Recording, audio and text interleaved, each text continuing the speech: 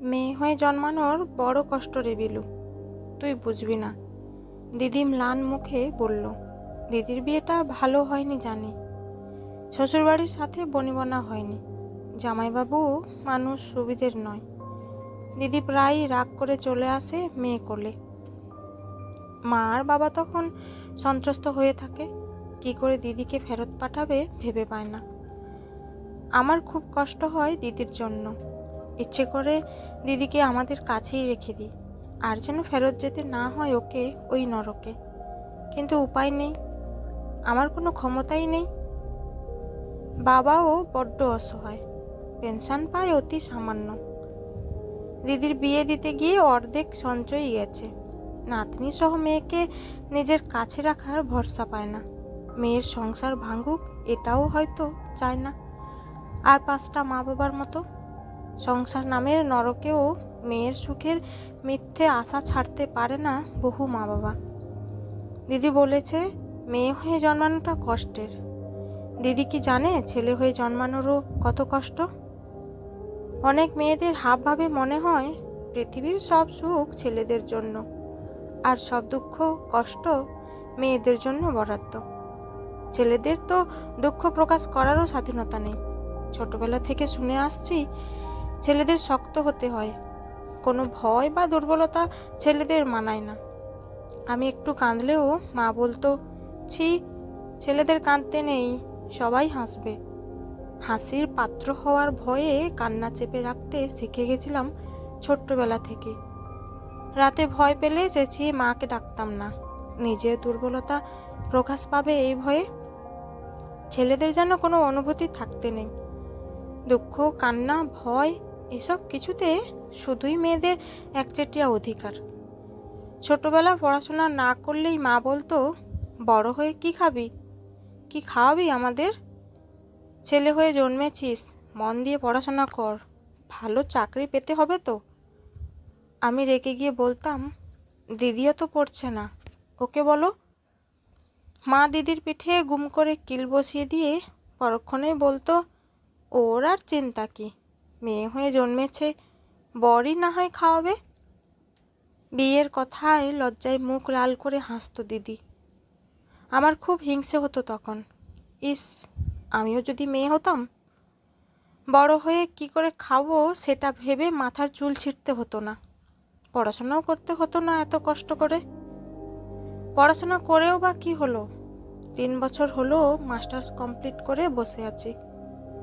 Result যথেষ্ট ভালো, তবু চাকরি পাচ্ছি না বলে অপমানের সীমা নেই। প্রতিবেশীদের চাপা বিদ্রূপ, আত্মীয়দের দুঃখ মুখে নানা রকম উপদেশ দান, আড়ালে হাসাহাসি, বাবার খোঁচা দেওয়া কথাবার্তা, মায়ের হা হুতাশ, সব কিছু একা আমাকে সহ্য করতে হচ্ছে এই কয়েক বছর ধরে।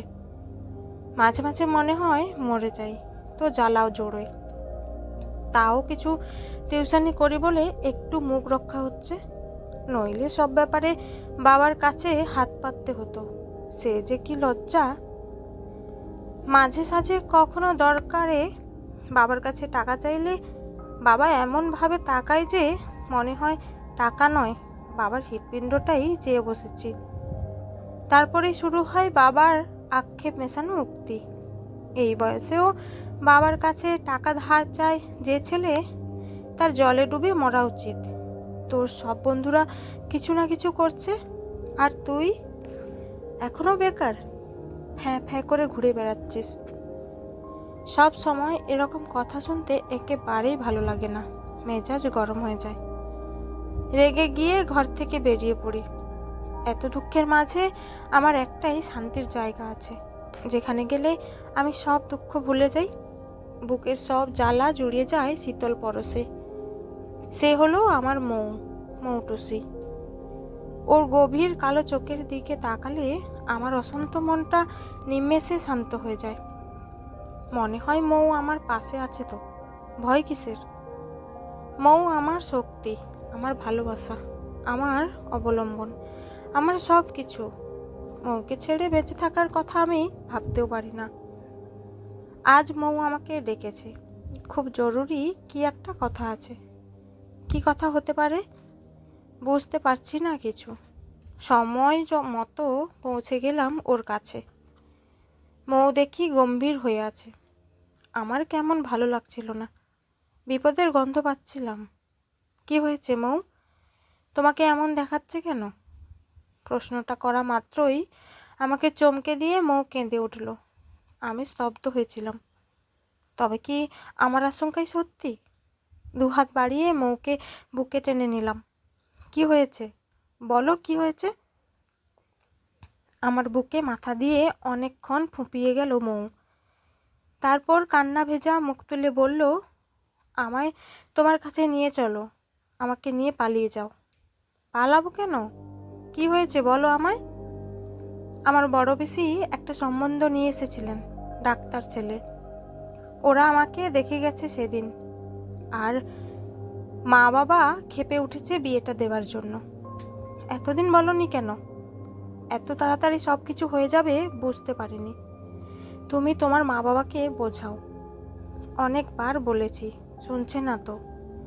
ওই ছেলেটাও পিছু ছাড়ছে না, সুযোগ পেলেই আমাদের বাড়ি চলে আসছে। আর বাবা মা আহ্লাদে গলে পড়ছেন। আমার কোনো আপত্তি তারা কানে তুলছেন না। প্লিজ আমাকে নিয়ে চলো। আমি তোমাকে নিয়ে কোথায় যাব মৌ? আমার বাড়িতে এমনিতেই কত অশান্তি, চাকরি পাচ্ছি না বলে। এর মধ্যে তোমাকে নিয়ে গেলে তোমার অসম্মান হবে ওখানে।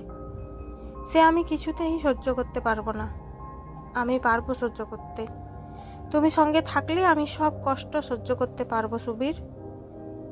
কিন্তু আমি পারবো না মৌ। প্লিজ তোমার মা বাবাকে একটু ম্যানেজ করো। এখন সব কিছু তোমার হাতে। যদি পারো তো আমরা একসাথে থাকবো, নইলে নয়। মৌ চুপ করে রইল। ওর অসহায় চোখ দুটো আমার বুকে ছুঁ ছুঁয়ে ফোটাচ্ছিল। ও বড্ড নরম। পারবে কি এত বড় ঝড়ঝাপটা সামলাতে? আমি বা কি করব? কিছুই যে করার নেই আমার।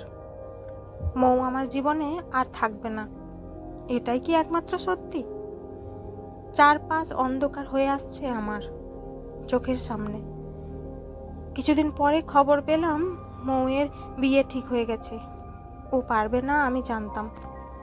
ওর সঙ্গে যোগাযোগ করারও সব রাস্তা বন্ধ করে দিয়েছে ওরা। আমি এখন কি করে বাঁচব? অসহ্য কষ্টে মনে হচ্ছে হৃৎপিণ্ডটা ফালা ফালা হয়ে যাচ্ছে। রাতে নিজের ঘরে বসে অ্যাসিডের বোতলটা বের করলাম। খুব কি কষ্ট হবে? এখন যে যন্ত্রণায় ছটফট করছি তার চেয়েও বেশি কষ্ট হবে। এই তরল গলায় ঢাললেই জ্বলে পুড়ে যাবে ভেতরটা। যে জ্বালায় জ্বলছি প্রতিনিয়ত, তার থেকে তো মুক্তি পাবো। স্থির দৃষ্টিতে তাকিয়েছিলাম বোতলের তরলের দিকে। তখনই দরজায় ধাক্কা। বিলু, দরজা খোল। কি করছিস দরজা বন্ধ করে? মায়ের উৎকণ্ঠিত গলা। অ্যাসিডের বোতলটা লুকিয়ে ফেলে দরজা খুলে দিলাম। জানি না কিভাবে আমার মুখ দেখেই মা কিছু একটা বুঝে ফেলল। প্রবল উৎকণ্ঠায় আমাকে জড়িয়ে ধরল। কি হয়েছে বাবা? তোকে এমন দেখাচ্ছে কেন? মায়ের বুকে আশ্রয় পেয়ে এতক্ষণে ভেঙে পড়লাম আমি। আমার পুরুষত্বকে লজ্জা দিয়ে এতক্ষণের চেপে রাখা চোখের জল বেরিয়ে এলো একটা আশ্রয় পেয়ে। পাগলের মতো কাঁদতে থাকলাম। মা মা মা। মৌ আর আমার জীবনে থাকবে না। ওর বিয়ে হয়ে যাচ্ছে। আমি সহ্য করতে পারছি না। আমাকে জড়িয়ে রাখো আরও শক্ত করে। পুরুষ মানুষের নাকি কাঁদতে নেই, কিন্তু এখন আমাকে এভাবে কাঁদতে দেখেও মা কিছু বলছে না। চেপে ধরে রেখেছে আমাকে বুকের মধ্যে। আমার বাবা যে সব সময় আমাকে খোঁচা দিয়ে কথা বলে, সেও দেখি আমার কাছে এসে দাঁড়িয়ে আমার মাথায় হাত রেখেছে। কাঁদিস না বাবু, এরকম অনেক ঝড়ঝাপটা আসবে জীবনে। সব কিছুর সঙ্গে লড়াই করতে শেখ। আমরা তোর পাশে আছি সব সময়। গভীর রাতে চুপি চুপি ফেলে দিলাম বোতলের সব অ্যাসিড। কি করে ভুলে গেছিলাম মায়ের কথা, বাবার কথা, আমার দিদির কথা। আজ 3 দিন হলো নিজেকে ঘরবন্দি করে রেখেছি। কিছুই ভালো লাগছে না। সকালে শুয়েছিলাম বিছানায়, ফোনটা বেজে উঠল হঠাৎ। ঝুনু করেছে ফোন, আমার ছোটবেলার বন্ধু। ধরলাম ফোনটা। হ্যালো, ওই বিলু, সেটের রেজাল্ট বেরিয়েছে, দেখ দেখ। কি হলো তোর রেজাল্ট? তোর রেজাল্ট কি? কাঁপা গলায় বললাম। ভালো রে, তোরটা দেখ এবার। ফোনটা রেখে দিয়ে কাঁপা হাতে নেট অন করলাম। পরীক্ষা যথেষ্ট ভালো হয়েছিল, তবু টেনশন হচ্ছে, কারণ আগের বার পারিনি সফল হতে। সাইটে গিয়ে ক্লিক করলাম। ঠিক যা ভেবেছিলাম তাই। দারুণ রেজাল্ট হয়েছে আমার। আমার স্বপ্নের পথে এক ধাপ এগিয়ে গেছি।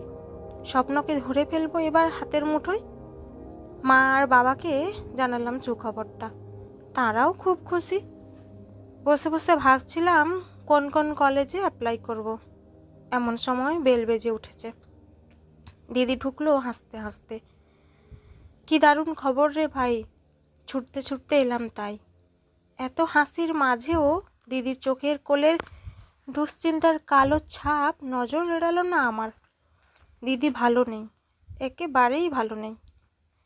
বিয়ের পর মা হতে পারছিল না বলে অশান্তি সহ্য করতে হচ্ছিল। এখন বাচ্চা হয়েছে, কিন্তু মেয়ে হয়েছে কেন, সেজন্যেও কথা শুনতে হচ্ছে। কোথাও যাওয়ার জায়গা নেই দিদির। এত বোকা তুই দিদি, পড়াশোনাটাও ভালো করে করলি না, বলে ফেললাম। দিদি গম্ভীর হয়ে গেল। তারপরেই হেসে বলল, ছাড় না এসব কথা। তুই তো ভালো চাকরি করবি, আর চিন্তা কি? ও বাড়ি থেকে বেরিয়ে আসতে পারবি? আমি থাকবো তোর পাশে। তুই সবসময় থাকবি? দিদির মুখে ম্লান হাসি। থাকবো। তুই বেরিয়ে আয় দিদি। ও বাড়িতে থাকলে সিমের জীবনটাও তো কিন্তু তোর মতো হবে। দিদির চোখের কোণে টলটল করছে জল। ভাগ্যিস সেদিন পালিয়ে যায়নি, লড়াইটা ছাড়িনি, নইলে কি করে দিদির দিকে হাত বাড়িয়ে দিতে পারতাম। আমার এই হাতে এখন অনেক জোর। দিদি হাসলো। এবার আমার দিকে তাকিয়ে সেই হাসিতে মিশে আছে বিশ্বাস আর ভরসা। বিয়ের আগে বুঝতাম না ভাই, বরের টাকায় বসে বসে খাওয়ার মধ্যে কতখানি অপমান লুকিয়ে আছে। আমিও লড়বো তোর মতো।